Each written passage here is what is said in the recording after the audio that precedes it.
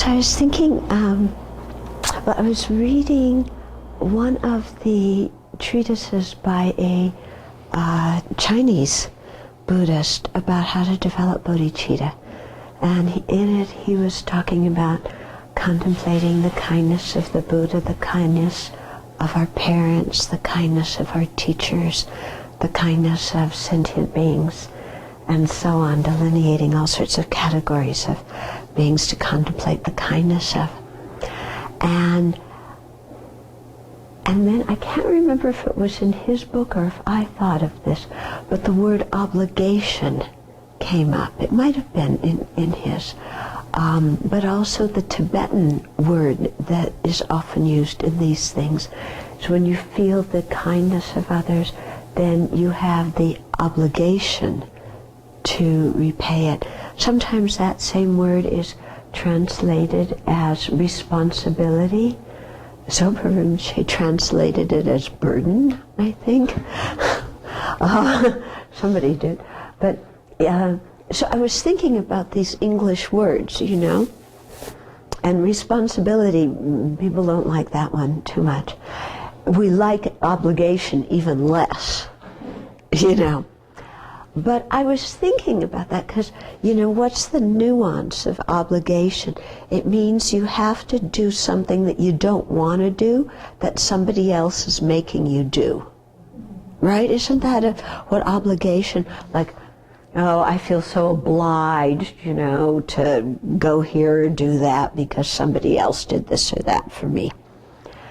Okay, so obligation has this very negative tone, like you don't want to do it. But we don't have a good English word unless we transform the meaning of obligation, or unless you think of a better one. For when you contemplate the kindness of others and realize how much kindness you've received and experienced due to others, and you feel that as a result it's your obligation to repay it, because you couldn't live with yourself if you didn't do that. In other words, it's not an obligation that somebody else is putting on you, that you're under social pressure to do, that somebody else is manipulating you into doing, and that you don't want to do. It's an obligation that you feel that you want to do because you've received so much kindness, and because you couldn't live with yourself knowing that you've received so much kindness from others and then just being completely selfish in return. Yeah, do you know what I mean? So do we have a good English word that expresses that? The word I was thinking, reciprocate. Yeah, reciprocity. Yeah, reciprocation. Integrity has something to do with it. Huh? I think there's a key part of it that has to do The what? Integrity is part, is mixed in there sometimes. Yeah, right. Prerogative. No prerogative, but see, reciprocity mean, you know, you pat my back, I pat your back. It doesn't have that feeling of your integrity mixed in. When I use the word reciprocate, though, I think of it differently. Somebody has done something for me, and I'm motivated to want to balance that out in a sense, in a way that in my mind is positive, as opposed to when I think about that in terms of relationships. Oh, I see what you mean. Okay. And I want to make that relationship equal, and the way I can do that is by Reciprocating, because you want to make the relationship equal. It's funny with all these words, isn't it? How one word can have so many different nuances, and some nuances correspond with the meaning, and some nuances go in the other direction. I was thinking of gratitude, because gratitude is very heartfelt.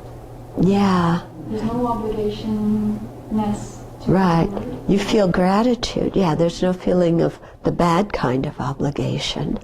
But gratitude is more a feeling. It doesn't indicate the action. What about pay it forward? Pay it forward. Yeah, that might do it. Yeah. Yeah. But I don't know if you look up pay it forward in the dictionary, if you find it. Okay? But we're getting that this is the kind of meaning of the word. So in other words, when we meditate on the kindness of others and really feel deeply how we've been the recipient of so much kindness, then a feeling of wanting to reciprocate or pay it forward comes, and a feeling of obligation in the sense that you wouldn't feel good about not doing it. It wouldn't feel right just to keep continuing to live off the kindness of others without reciprocating it in some way. Okay? So that's the kind of feeling that we're trying to get to in the meditations that eventually lead us to bodhicitta, is that feeling. You know, so there's a certain feeling of having our heart filled, knowing we've received kindness and feeling gratitude in response. And that's going to move us to action. And it's especially going to move us to the action of not just holding our selfishness dear and on top of that benefiting others so that they'll continue to like us and they won't think of us as selfish. Not like that. But of actually, it has the result of actually conquering the selfishness, because we see that it's completely inappropriate, you know. In other words, the reality of the situation is we've been the beneficiary of so much kindness, and to feel self-centered in the midst of that is just completely inappropriate. You know, it doesn't fit in the situation. Yeah? So if you see it that way, then you don't go into this thing of, I'm such a bad person for being selfish. Because it's not this, you know, I'm so bad, I'm selfish, oh, blah, blah, blah, blah. But it's just, you know, here I've understood, you know, the reality of the situation and how much I depend on others and how kind they are. And being selfish just doesn't fit in this deal, you know. It's a round peg in a square hole. It doesn't fit. Yeah. So it's not that I'm a bad person for having it, you know, but I know what the reality is, and selfishness doesn't fit, so chuck it, you know.